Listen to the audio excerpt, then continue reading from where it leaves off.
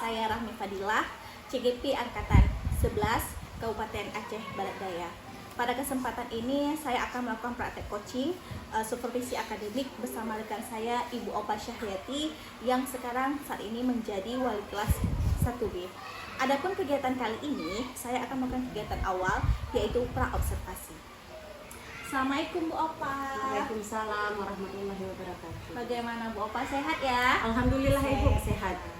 Wah, mohon maaf ya Bu Opa ya, saya minta waktu Ibu Opa sebentar.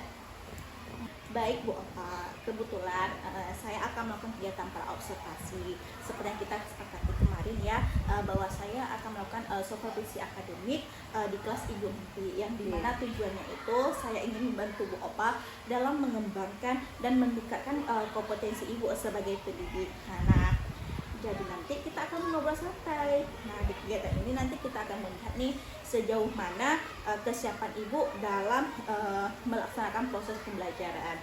Nah, dari kegiatan ini kita akan melihat sejauh mana kesiapan Bu Opa dalam melaksanakan proses pembelajaran. Baik Bu Opa, dari obrolan kita barusan ada nggak harapan Bu Opa? Ya, tentu saja di sini saya berharap ya, nantinya saya bisa mengembangkan potensi terutama pada pribadi saya dulu dalam mengembangkan proses pembelajaran. Baik Bu Opa, semoga nanti bisa berjalan dengan baik ya Bu Opa ya. Nah, kalau boleh tahu nih Bu Opa, di saat proses pembelajaran yang akan dilaksanakan nanti, Ibu Opa akan memberikan materi tentang apa ya? Ya, di sini saya akan memberikan, kebetulan Bu ya, kebetulan besok kita materinya tentang mengurutkan bilangan 1 sampai dengan 10 seperti itu. Baik Bu. Nah, di saat Ibu memberikan materi ini tentunya ada tujuan yang hendak dicapai. Adakah tujuan pembelajaran yang hendak Ibu capai? Ya, di sini tujuannya pertama sekali melalui kegiatan menghitung, siswa bisa mengurutkan benda sesuai dengan jumlahnya, kemudian siswa bisa mengelompokkan benda sesuai dengan jumlah benda dan sesuai dengan urutannya. Baik Bu Opa, luar biasa sekali ya Bu ya. Nah, sehubungan dengan hal tersebut, apa saja nih persiapan yang sudah Ibu lakukan untuk melaksanakan proses pembelajaran tersebut Ibu? Iya, di sini tentu yang pertama sekali Ibu yang harus kita persiapkan adalah modul ajarnya dulu. Kemudian perangkat pembelajaran, media pembelajaran, dan evaluasi. Luar biasa sekali Bu ya persiapan yang sudah Ibu lakukan. Nah, di saat Ibu mengajar nanti, ada nggak hambatan dan kesulitan yang Ibu hadapi di saat Ibu menyampaikan materi dan proses pembelajaran? Ya, tentu saja di sini hambatan yang pertama sekali karena jumlah siswa yang terlalu banyak Ibu ya, sampai 33 orang dalam satu kelas. Kemudian tentu saja di sini tingkat kemampuan mereka itu berbeda-beda. Namun di sini saya tetap mengontrol emosi anak saya dulu seperti itu. Wah, baik Ibu, rupanya persiapan Ibu sudah begitu mantap ya, luar biasa sekali. Saya begitu terharu Ibu. Nah, terkait dengan hambatan dan kesulitan, bisa Ibu mengajar, ada nggak hambatan Ibu dalam menyampaikan materi nanti di dalam kelas? Iya, tentu saja Bu ya, di sini hambatannya mungkin karena siswa yang terlalu rame dalam satu kelas mencapai 33 orang. Ya, tentu saja di sini tingkat kemampuan mereka itu berbeda-beda. Ada sebagian siswa yang memang cepat tanggap terhadap materi yang kita berikan, dan sebagian siswa ada yang memang agak lambat sedikit.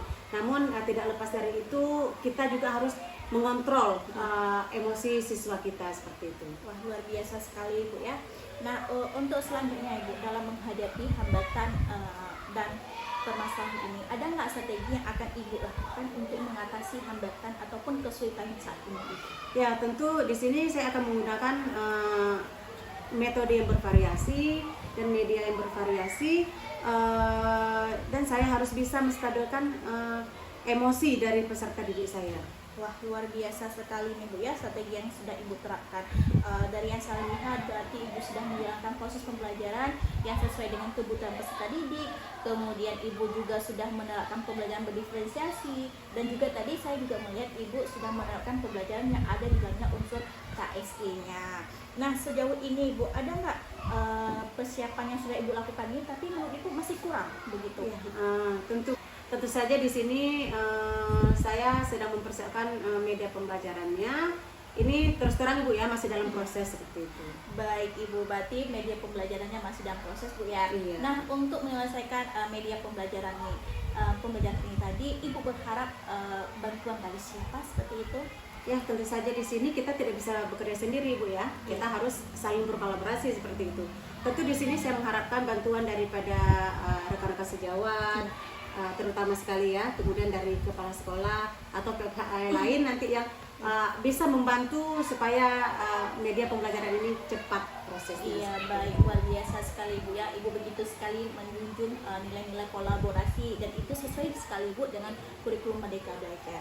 Nah, untuk saat ini ada nggak kompetensi apa sih yang ingin Ibu kembangkan dari kegiatan proses pembelajaran ini? Potensi yang ingin saya kembangkan yaitu tentang kemampuan pengetahuan dan keterampilan peserta didik. Yang Ibu ingin kembangkan tadi berarti kompetensi pengetahuan dan keterampilan. Nah, sejauh ini ada nggak strategi yang akan Ibu lakukan untuk mengembangkan kompetensi pengetahuan dan keterampilan tadi? Ya, di sini strategi yang harus saya persiapkan yang pertama sekali tentu media pembelajarannya dulu ya. Media pembelajarannya, kemudian yang mana di dalam media pembelajaran itu ada pembelajaran yang berdiferensiasi dan yang mengandung unsur KSE. Kemudian dalam penyampaian materi kita harus menggunakan materi yang sama tetapi dengan metode yang berbeda seperti itu. Baik, terima kasih Ibu, bagus sekali Bu ya strategi yang akan Ibu terapkan. Nah, baik Ibu, saya rasa cukup ya Bu ya diskusi kita sebelum memulai kegiatan observasinya nanti. Nah, nanti Ibu setelah kegiatan observasi kita akan duduk kembali, kita akan mengobrol kembali Ibu tentang apa yang sudah dilaksanakan dan yang belum dilaksanakan, dan tentang apa pengembangan Ibu selanjutnya. Nah, untuk pelaksanaan observasi kita akan melakukan di hari Senin Ibu ya, sesuai dengan jadwal yang telah disepakati. Semoga kegiatan observasi Ibu berjalan dengan lancar. Amin, amin. Baik Ibu, terima kasih atas waktunya Ibu. Nah, demikian kegiatan coaching saya, coaching supervisi akademik di tahap pra observasi bersama Ibu Opa Syahyati. Assalamualaikum warahmatullahi wabarakatuh.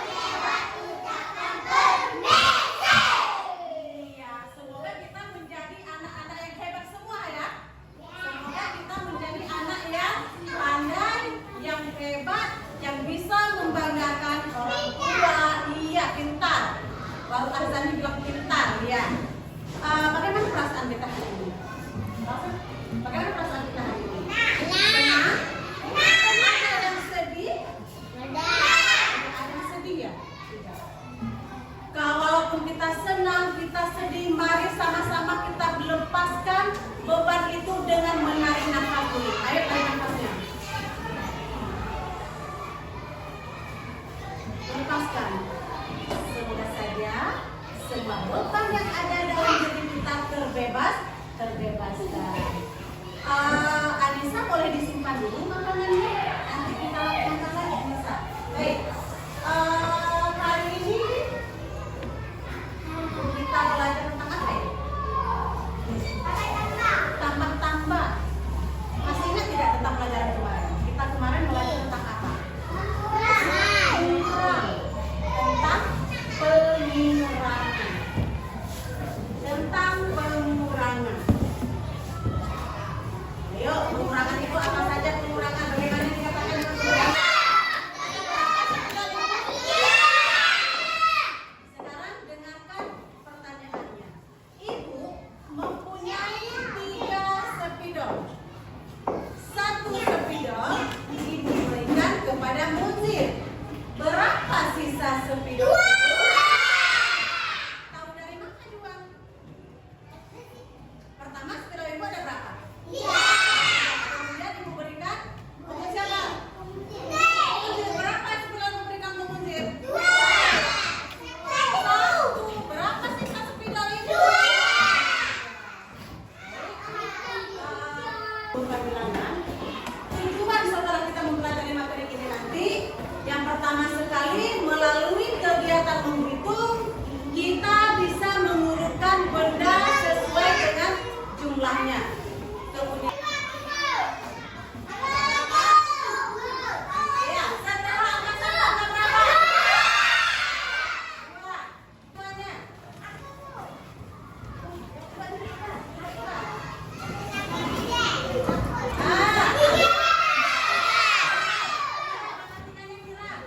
Untuk kawan kita.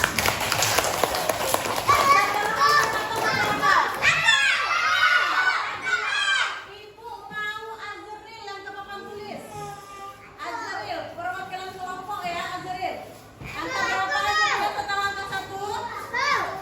Angka berapa Azril? Angka 2. Coba cari angka 2-nya di sana. Maulana coba duduk yang tenang dulu. Ada tidak tempat duduknya? Mana angka 2-nya? Betul angka 2-nya seperti ini?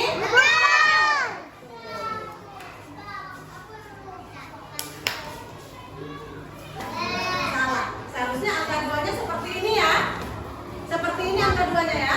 Nah, berarti harus kita ingat angka diurutkan dari 1 sampai kita. Ibu ini pertanyaan dulu. Bagaimana pembelajaran kita hari ini? Kita senang? Kita senang? Senang. Apakah kita sudah mengerti yang ibu berikan, materi yang ibu berikan? Apakah kita bisa mengingat bagaimana bentuk dari dua angka? Bisa. Nah, kalau kita belajar tentang angka, berarti angka itu kita harus melihat bagaimana bentuk. Jadi kesimpulannya, angka itu harus kita urutkan dari 1 sampai dengan 10 secara diurutkan. Kemudian nanti kita bisa menghitung jumlah sesuai dengan benar. Kemudian kita harus mengingat bentuk daripada angka tersebut. Baik, sebelum kita akhiri pembelajaran, mari sama-sama kita membaca surat Al-Fatihah dulu. Baik, untuk pembelajaran hari ini kita cukupkan. Semoga besok kita kembali ke sekolah dengan selamat. Kita kembali ke sekolah dengan tepat waktu. Dan untuk hari ini, Assalamualaikum warahmatullahi wabarakatuh.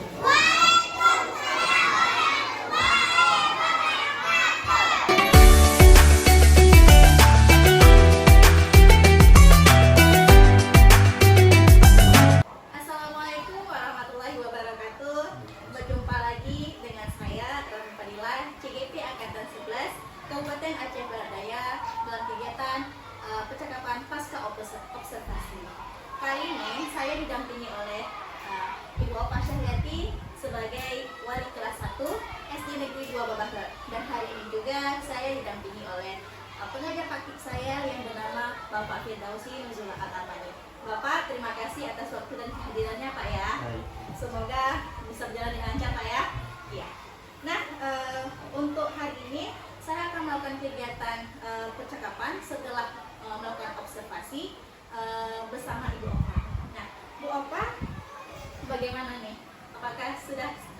siap?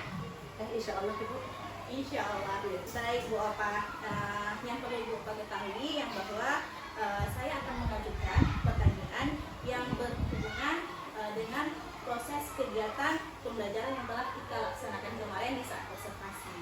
Nah, tujuannya untuk apa nih? Tujuannya saya ingin melihat nih sejauh mana proses perkembangan yang telah Ibu lakukan selama proses pembelajaran di saat saya observasi. Bisa begitu Bu Opa? Iya. Oke, baik. Nah Bu Opa, biar tidak terlalu canggung ya antara kita berdua. Ya, santai-santai aja lah kita Bu Opa ya.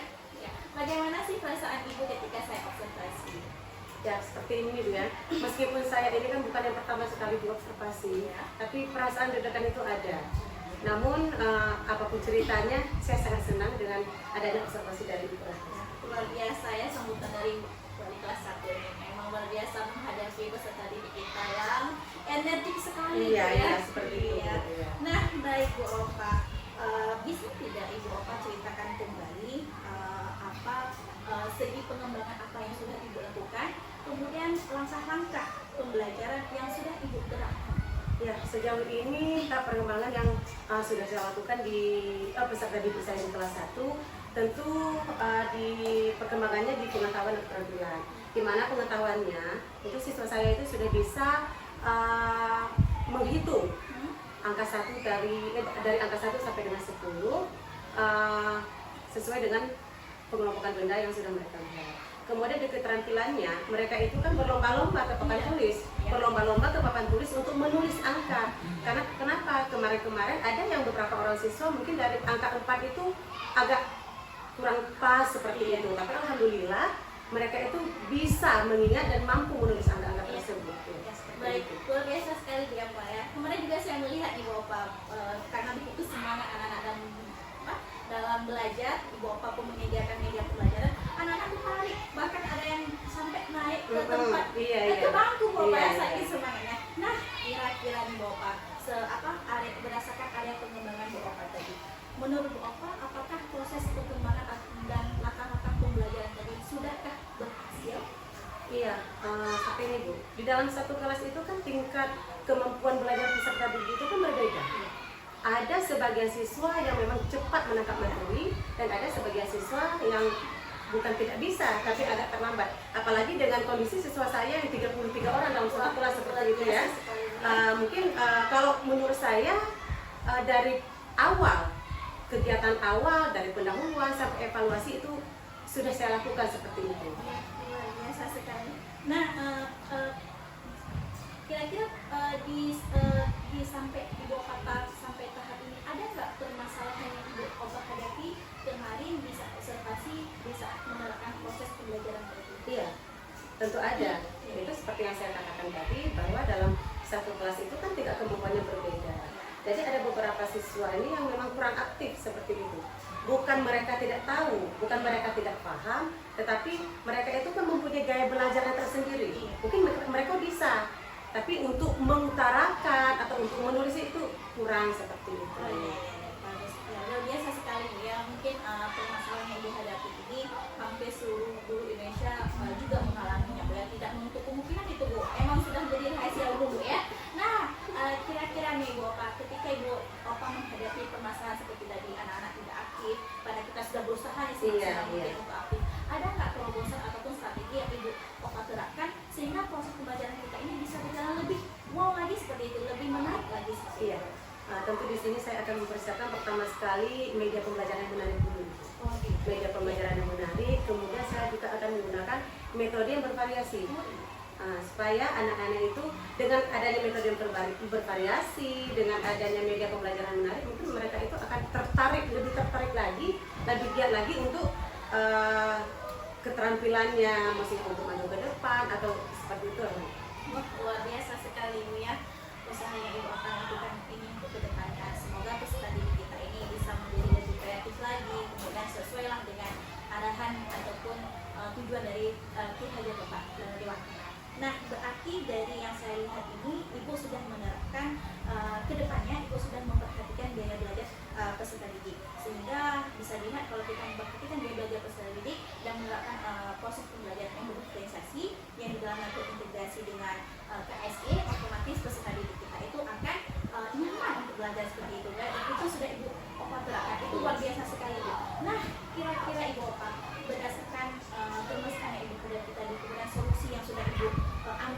langkah yang akan Ibu segera akhiri? Kapan kira-kira akan Ibu terapkan langkah ataupun terobosan ini? Ya, secepat mungkin Ibu ya, karena tidak baik untuk menunda sebuah hal yang baik seperti ini. Ya, luar biasa sekali Bu Opa ya. Ya, tidak baik, betul sekali Iya. apa yang Ibu Opa bilang. Tidak baik menunda hal yang tidak baik, karena semua itu pasti membutuhkan waktu untuk berproses untuk berkembang kembali lagi. Nah, kira-kira Bu Opa, Ibu Opa pernah tidak menaruh harapan ataupun impian kepada peserta didik Ibu Opa? Iya, tentu sebagai seorang guru, sebagai seorang orang tua, tentu kita menaruh harapan yang positif terhadap peserta didik kita. Tentu saja di sini saya mengharapkan supaya peserta didik saya itu menjadi peserta didik yang kreatif, peserta didik yang berinovatif, yang sesuai dengan profil Kolega Pancasila. Wah, luar biasa sekali ini. Saya sepertinya harus sering-sering belajar ataupun berkolaborasi nih dengan Bu Opa, bertukar pikiran. Karena apa yang Bu Opa terapkan itu bisa menjadi sebuah estafet untuk kita ke depannya dalam menciptakan generasi peserta didik kita, khususnya SD Negeri 2 Babaron ini untuk lebih maju lagi. Gitu. Wah, luar biasa sekali Bu Opa, rupanya kita sudah sampai di penghujung waktu. Demikianlah percakapan saya dengan Bu Opa di kegiatan pasca observasi yang langsung ditemani oleh Bapak pengajar praktik, yaitu Bapak Firdaus. Terima kasih untuk Ibu Opa dan Bapak Firdaus atas waktunya. Baik, demikianlah percakapan saya. Assalamualaikum warahmatullahi wabarakatuh.